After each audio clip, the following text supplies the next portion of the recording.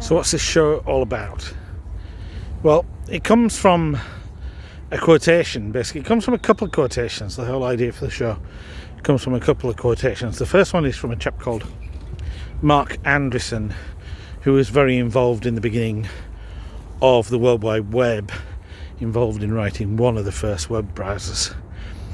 And he said about 10 years ago, he said, software is eating everything.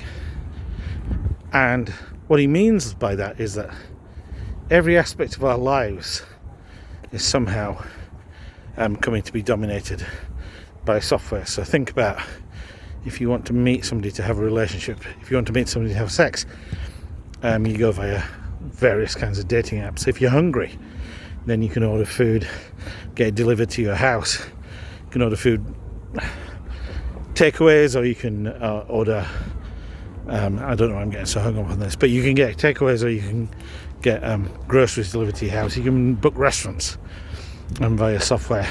Politics, we're going to see that again with the election season. Politics has been completely devoured by software. So this is Mark Andreessen's point, that software is eating lots and lots of different parts of our lives. And the interesting thing about this, and the reason why I can talk about how to rule the world in the title of my talk, is that the people who control the organizations that write software, those are very, very powerful people. They run the world. And so getting better at writing software seems like it'd be an interesting thing to do. And I don't actually write any software myself. I manage people writing software, and I've become really, really fascinated by how difficult that is as a thing to do. And so this is kind of like coming on to the subject of why me. The why now is because software's eating everything. The why me is because I've been doing this I've been involved in computing and software development for over 30 years now, and I've been a project manager of one kind or another for nearly 20 years. And I've become utterly fascinated with how difficult it is to actually get working software. And over that period, it's become more and more important. It changes people's lives. Various software that they use changes their lives. So that's why now and why me. Why you? Why should you be interested in this? Well, there's an obvious one there, which is if you are somebody who's involved in writing software, or you're somebody who wants to get software written, or you're somebody who's like me, manages people doing that, then, well, you know, that's a definite no-brainer that you should be interested in what I'm going to say.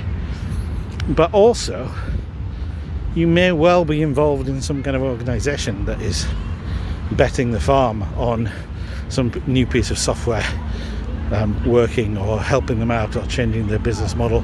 You may be working for a company who's completely being beaten by competition, who are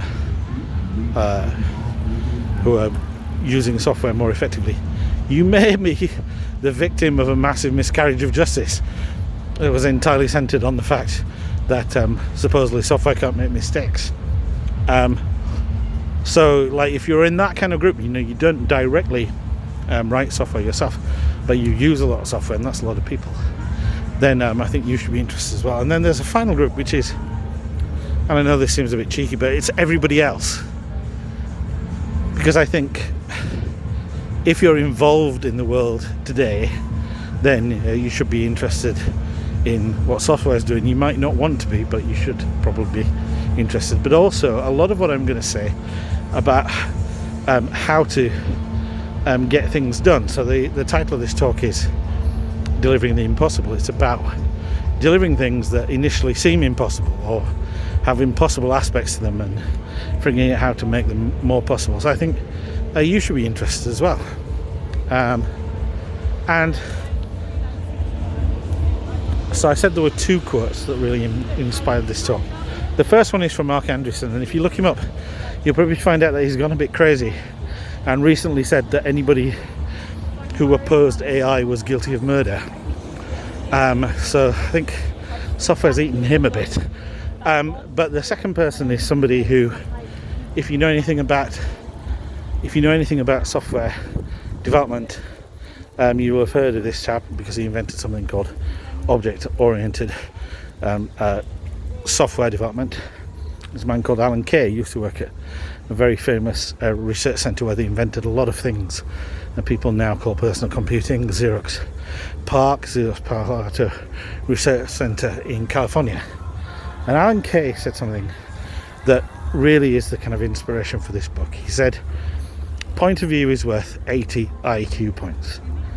And so what he's saying there is, he's not really fretting too much about IQ, but what he's saying is that if you can see something in the right way, then you can be much smarter about your thinking about it. If you can come up with a new way of looking at something, you can be much smarter in your way of dealing with it.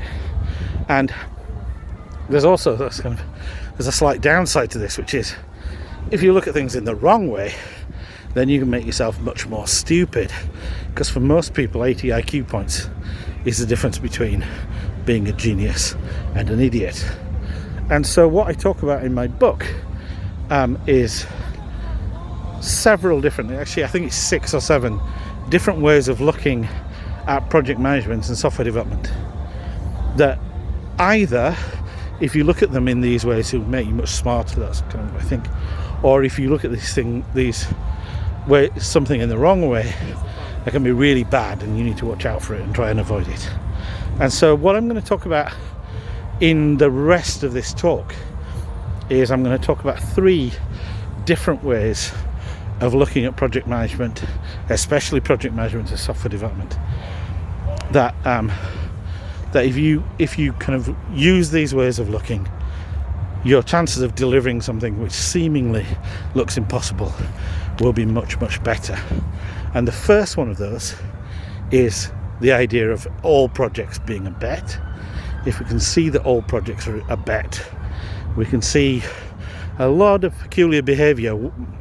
It's easier to explain if you think of projects as being a bet, and it also gives us a much better chance of improving their chances of success. The second one that I'll talk about is a warning, really, of like a way of not looking at projects, which is it's a very bad idea, although this is pretty much the way that everybody thinks about projects initially. It's a very bad idea to think about projects as keeping a promise, as project management being about commitment and consistency. And we talk about that, about the evil mind control that's involved in commitment and consistency, and what you can do to counteract that, and also again give your projects the best chance of success. And then finally we talk about I've just written it down here as a struggle between some and all, conscious, unconscious, the biscuit tin and the biscuits.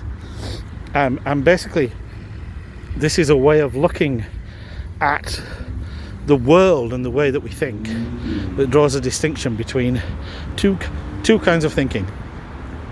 A kind of thinking that thinks about same, all, forever, and that there's an exact mapping between a description of a thing and a thing in the world.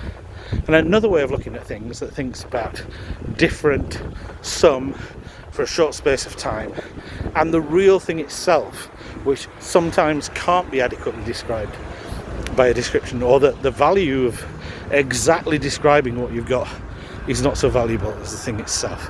So these are 3 different ways of looking at the world that I'm going to talk about in my talk. And over the next few days, because my first show is on May the 6th, over the next few days I'm going to be talking these little bits and trying to put them all together into a final performance, because I discovered through trial and error when I was in Edinburgh last year that this works as an approach.